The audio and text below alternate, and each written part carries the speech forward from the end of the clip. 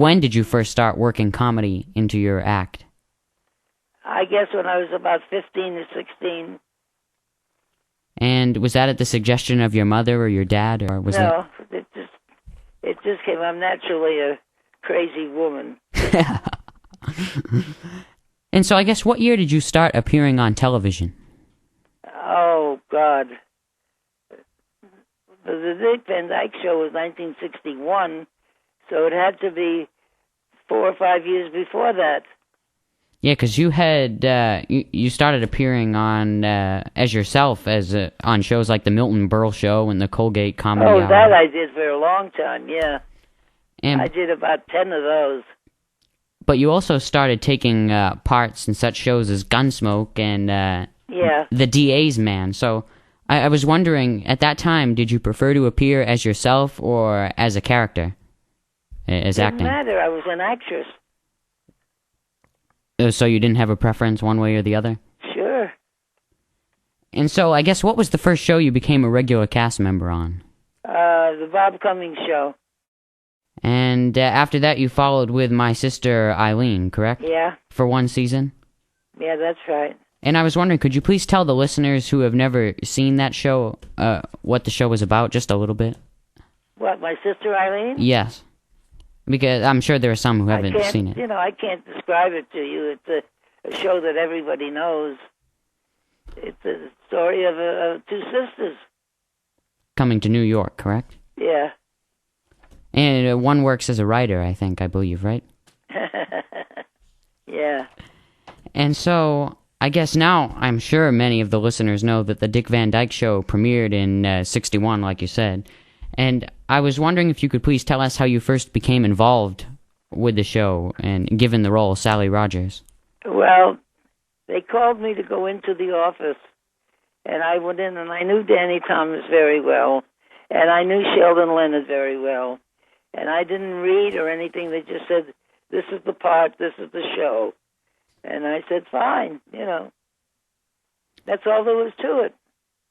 And so, I was wondering, could you please describe the atmosphere of the mood of everyone on the set when you were filming the first few episodes?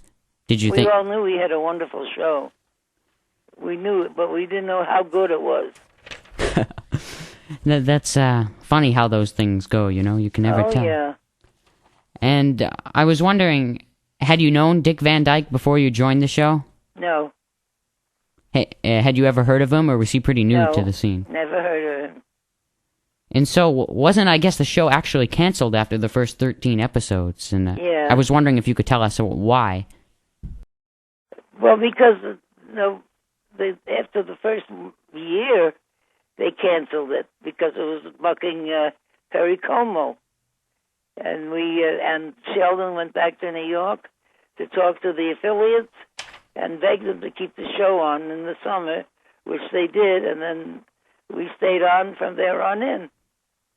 And now, to me, the Dick Van Dyke Show was a really unique show, in my opinion. A really unique television show. You had Well, it's been voted as the most popular show of all time. And you had on one hand the comedy of Van Dyke's character, Rob Petrie's home life. And then, of course, you had the comedy of his office work life and the writing of The Alan Brady Show. Yeah, that's right. And now your character, Sally Rogers, was one of the writers of the show, as I'm sure everyone knows. Yeah. But for those who have never seen the show, I was wondering, could you please tell us about the character, Sally Rogers? Like, what made her tick and what made her get up in the morning, you know, and do her job? Sally Rogers was the first woman's liver, really. She had the same job as a man, made the same money, and was treated equally. She was really an independent character. Yeah. But Sally also had a lot of love problems, didn't she? Well, she was looking for a guy. And she was never totally successful. I mean, she'd find some... No, never. I mean, she'd hold on to one for a while, but she was never truly happy with him, was she? Yeah, that's true. And that was part of the comedy of it, too. Uh-huh. And so I was wondering, in what way or ways was Sally Rogers similar to yourself? I just played it as straight as I could. It didn't have anything to do with me. I was married. I was very happily married, and I was playing a woman looking for a guy.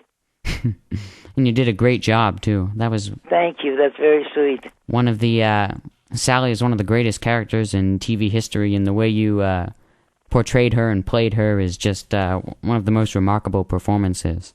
Well, thank you very, very much. You're welcome. Probably one of the most funny to watch too. Just such a great character in the comedy. Yeah. And I guess in my opinion, you and Van Dyke and Maury Amsterdam seem to be the sort of the perfect comedic trio. Well, it looks that way, doesn't it? And it does, and you seem to work off each other so well. Yeah, well, it was a very workable group. And I was wondering if you could please tell us why there was such a great chemistry between the three of you. Why do you think? I guess it was just a chemistry of love and affection. And so I was wondering, what was it like working with the cast members of the show, the other cast members? They were wonderful. I told you, it was like a family. And so is there any particular show or episode of the show that you would consider to be your favorite? I think my birthday party was my favorite. Oh, that was a great episode. I've seen just about every one. Big fan of the show.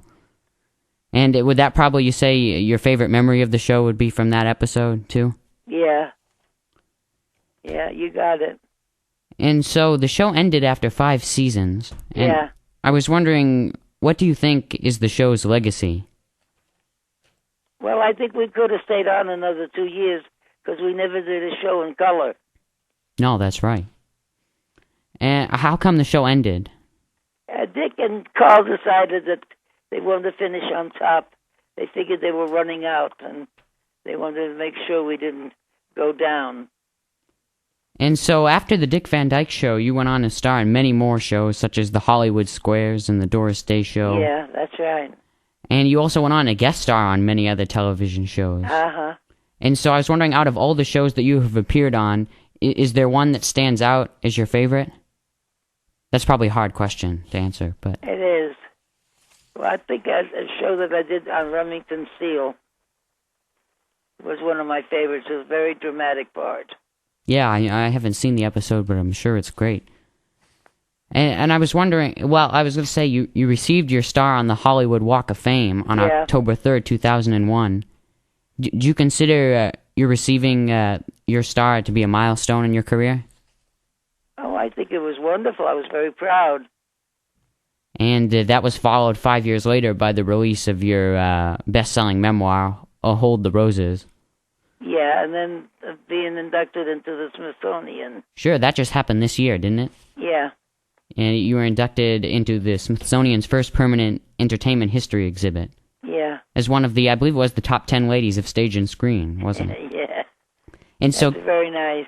Could you please tell us about that exhibit a little bit? I know they probably have some of the, some artifacts from your career. A couple of dresses that I wore, the bow. Oh yeah, your classic bow. Baby Rosemary, song sheets with my pictures on them, things like that. And so, what year did you start wearing the bow? When did you start incorporating that into your act? That's been a long time. Before the Dick Van Dyke Show? Yeah. And you sort of held on to that, too. You still wear it. And so I was wondering, what do you have planned for the future? Anything that comes along. Because you're still acting from time to time. Oh, yeah, yeah. And I know that you will be featured at the world-famous Magic Castle as a part of their Legend series. July 12th. Yeah. To be exact. And so you'll be performing there, giving a show? No, just a question and answer. Oh, okay. And, well, I wanted to thank you so much, Rosemary, for appearing here on my... My pleasure, thank you. ...radio show. It's been a true honor to have you. You're a great lady. Thank you. You were very nice. Oh, thank you. I appreciate it. Thank you. Bye. Bye-bye.